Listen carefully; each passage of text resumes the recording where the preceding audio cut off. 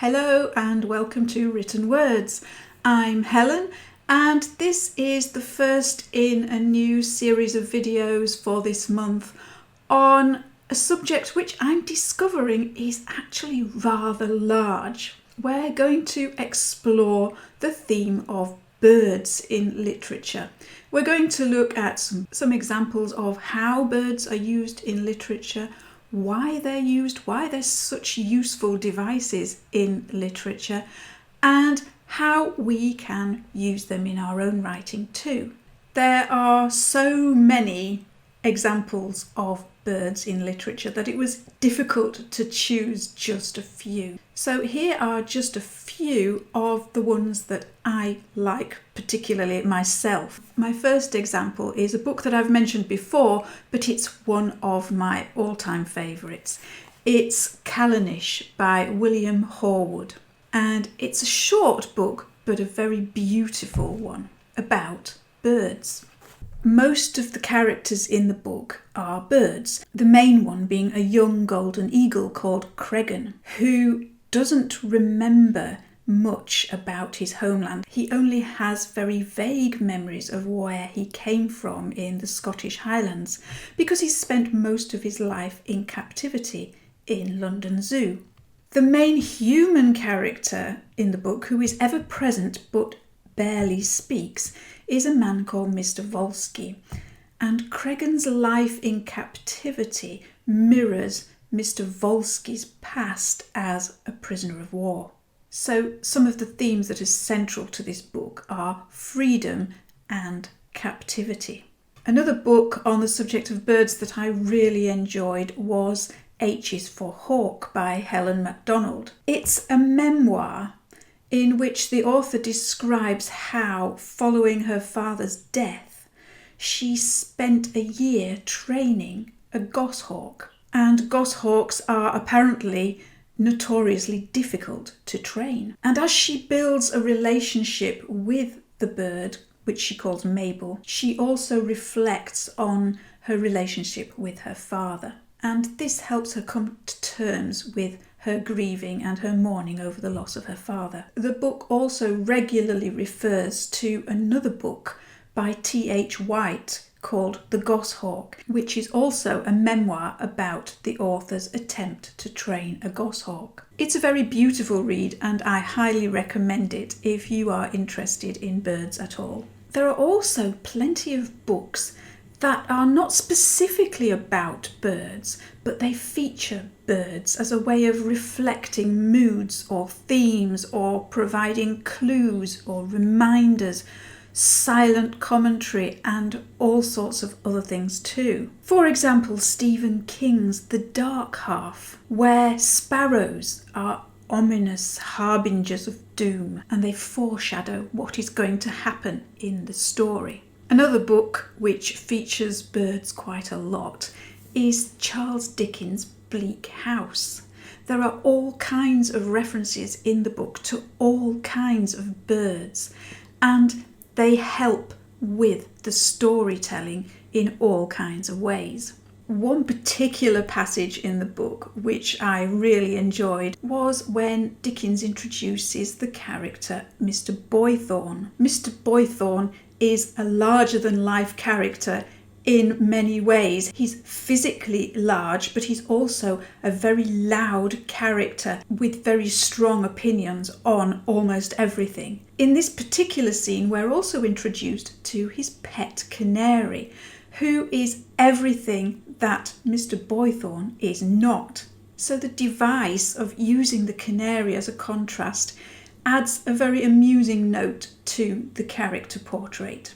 So here is Dickens' introduction to Mr. Boythorn and his canary. He was not only a very handsome old gentleman, upright and stalwart as he had been described to us, with a massive grey head, a fine composure of face when silent, a figure that might have become corpulent but for his being so continually in earnest that he gave it no rest, and a chin that might have subsided into a double chin but for the vehement emphasis in which it was constantly required to assist. But he was such a true gentleman in his manner, so chivalrously polite, His face was lighted by a smile of so much sweetness and tenderness, and it seemed so plain that he had nothing to hide, but showed himself exactly as he was, incapable, as Richard said, of anything on a limited scale, and firing away with those blank great guns because he carried no small arms whatever, that really I could not help looking at him with equal pleasure as he sat at dinner, whether he smilingly conversed with Ada and me, or was led by Mr. Jarndyce into some great volley of superlatives, or threw up his head like a bloodhound and gave out that tremendous "ha ha ha." "You have brought your bird with you, I suppose?" said Mr. Jarndyce. "By heaven, he is the most astonishing bird in Europe," replied the other. "He is the most wonderful creature. I wouldn't take 10,000 guineas for that bird. I have left an annuity for his sole support in case he should outlive me. He is, in sense and attachment, a phenomenon, and his father before him was one of the most astonishing birds that ever lived." The subject of this laudation was a very little canary, who was so tame that he was brought down by Mr. Boythorn's man on his forefinger, and, after taking a gentle flight round the room, alighted on his master's head. To hear Mr. Boythorn presently expressing the most implacable and passionate sentiments, with this fragile mite of a creature quietly perched on his forehead, was to have a good illustration of his character, I thought. So birds can be useful not just as the main subject of a story, but also as a device to help the story along. In drama, one of Anton Chekhov's most beloved plays is The Seagull. Despite the title, the seagull is not the main subject of the play, but its presence is continually felt and reflected throughout the story. The bird in the title is shot by one of the characters, Constantine, and he presents it as a gift to Nina, but she doesn't take it too well. And the dead gull, with all that it symbolises, is frequently referred to during the rest of the play, particularly at the end. Birds also feature frequently in the Bible. Perhaps a couple of the most well-known examples are found in Matthew's Gospel, and they are much quoted in many other literary works. Matthew chapter 6 verse 26 says, "Behold the fowls of the air, for they sow not, neither do they reap, nor gather into barns, yet your heavenly Father feedeth them. Are ye not much better than they?" And Matthew chapter 10 verses 29 to 31 says, "Are not 2 sparrows sold for a farthing? And one of them shall not fall on the ground without your Father, but the very hairs of your head are all numbered. Fear ye not, therefore, ye are of more value than many sparrows." And then, of course, there is poetry. The world of poetry is absolutely abundant in poems about birds. Keats' Ode to a Nightingale and Shelley's To a Skylark are particularly well-known examples from the Romantic period. But there is also Emily Dickinson's Hope is the Thing with Feathers, Maya Angelou's poem Caged Bird.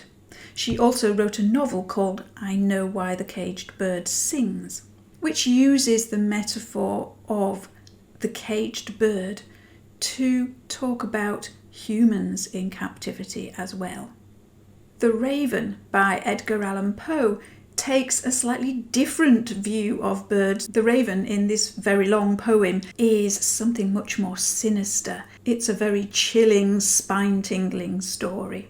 There is Maxim Gorky's poem, The Song of the Stormy Petrel, which is a subtle, or perhaps slightly more than subtle, reference to revolution.